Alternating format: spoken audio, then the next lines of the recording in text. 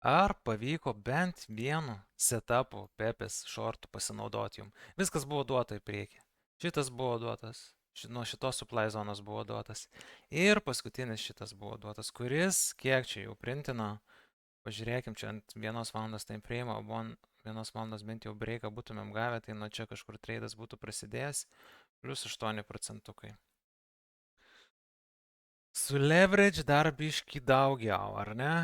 Ai, tarp kitko, čia nesumaišykite šitam šortė, nes aš tiesiog jums setupus daviau, aš esu nuo labai aukštai. Esu štai nuo čia, nuo šičia. Su šortė vis dar, nes tikiuosi hitinti šitą demand zoną. Naivu galbūt, bet laikau struktūros ir pažiūrėsim, jeigu mes čia reakciją gavom, pažiūrėsim, kur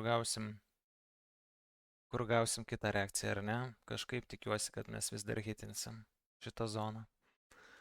Tai vat. Jeigu nepasinaudojat šitom short pozicijom, setupais, nu, nežinau, for free duodu, realiai, for free.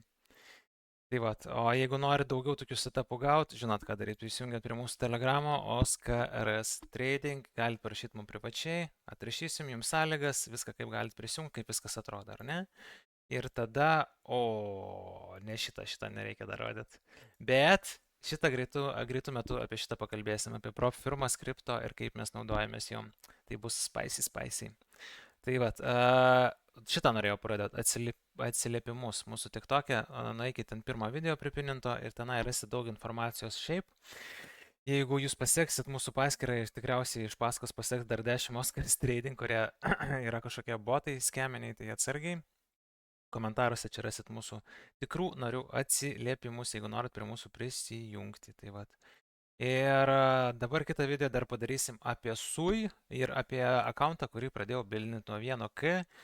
Kovo 1 pradėjau ir šiuo metu turim 10K ir turiu tradą dar užsimetęs, jeigu targetą pasieksiu, tai plus dar 1,2K bus. Tai va, bet čia jau kitame video.